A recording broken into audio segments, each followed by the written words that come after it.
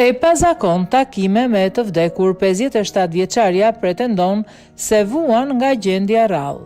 Një grua me një dëmtim traumatik të trurit thot se ajo vuan përvoja afër vdekjes rreth 3 herë në muaj dhe ka njohur Jezu Krishtin dhe Walt Disney për shkak të saj.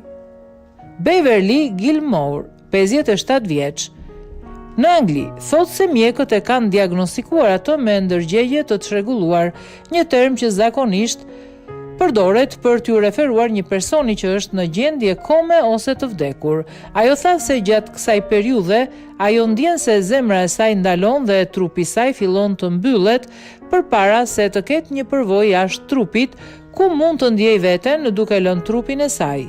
Nga atje, ai thot se ka qenë në një gjendje të ndërveproj me shpirtrat e njerëzve të vdekur, duke përfshirë Walt Disney dhe ai gjithashtu ka takuar Jezusin me sa duket. Duke folur për Mail Online, Gilmore thot se ajo ka një marrëdhënie private me Jezusin dhe është shpirtërore, por jo fetare.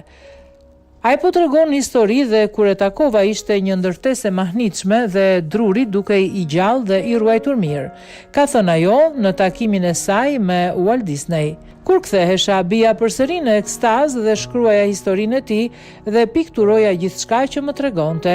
Ai më tregoi këto personazhe dhe unë u bëra një nga personazhet e tij dhe jetoja një nga historitë e tij. Ulesha dhe e dëgjoja dhe ai shfaqej me këta personazhe dhe më tregonte emrat e këtyre personazheve dhe personalitetet e tyre dhe çfarë bënin në jetët e tyre, nga erdhën dhe origjinën e tyre. Disa njerëz kanë raportuar se kanë parë pamje nga afër, kanë parë pamje nga ana tjetër gjatë përvojave afër vdekjes me njerëz që përshkruajnë me detaje të gjalla ato që panë.